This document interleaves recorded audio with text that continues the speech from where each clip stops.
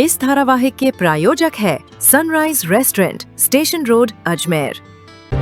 पिछले एपिसोड में हमने आपातकाल का दौर देखा था, जिसमें हमने जाना कि किस तरह संघ ने इस दौर में अहम भूमिका निभाई थी और उस दौर से क्या सीख ली। आज हम देखेंगे कि 1980 से 90 का दौर संघ के लिए क्या चुनौतियां लेकर आया और संघ ने किस तरह अपना विस्तार किया। आइए शुरू करते हैं। दर्शकों, आपातकाल समाप्त हो चुका था। जनता पार्टी सत्ता में आई, लेकिन अधिक समय तक टिक न सकी। 1979 में वो टूट गई।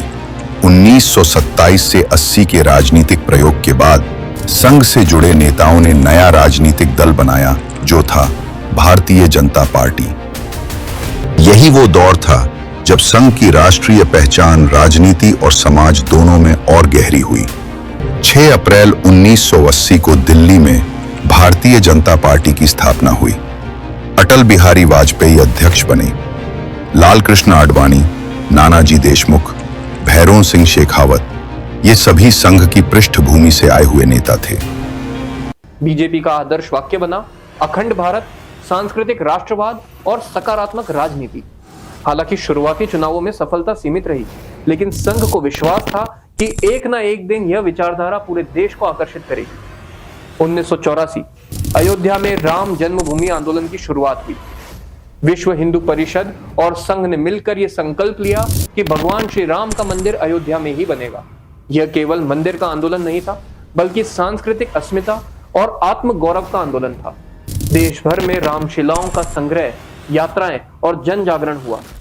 लाखों स्वयंसेवक इस आंदोलन में शामिल हुए। राम जन्मभूमि आंदोलन का चरम था लाल कृष्ण आडवाणी की राम रथ यात्रा। 25 सितंबर 1990 को सोमनाथ से अयोध्या तक यह यात्रा शुरू हुई। देश भर में इसने जन भावनाओं की लहर पैदा कर दी।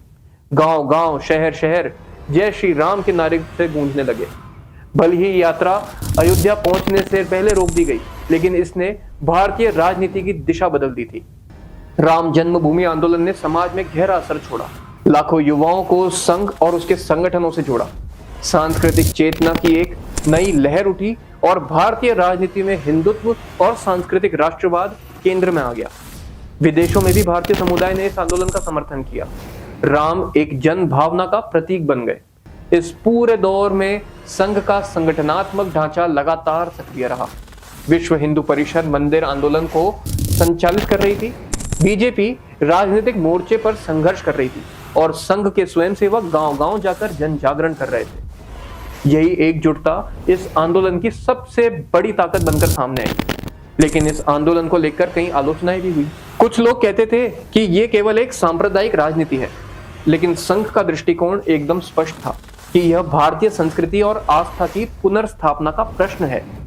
संघ ने आंदोलन को अनुशासन, अहिंसा और जनसंपर्क के साथ आगे बढ़ाया। तो दर्शकों, ये था 7वां एपिसोड, जिसमें हमने देखा कि कैसे आपातकाल के बाद बीजेपी का जन्म हुआ, कैसे राम जन्मभूमि आंदोलन ने समाज में नई चेतना जगाई और कैसे संघ ने राजनीति, संस्कृति और समाज तीनों मोर्चों पर अपनी उपस्थिति दर्ज कराई। अगले एपिसोड में हम देखेंगे कि 1992 से 2000 का कालखंड, अयोध्या आंदोलन की परिणति, राम मंदिर आंदोलन का चरम और भाजपा का राष्ट्रीय राजनीति में उदय। अंत तक बने रहने के लिए धन्यवाद। कल फिर आपसे मुलाकात होगी इस सीरीज के अगले एपिसोड के साथ। धन्यवाद। जय श्री राम।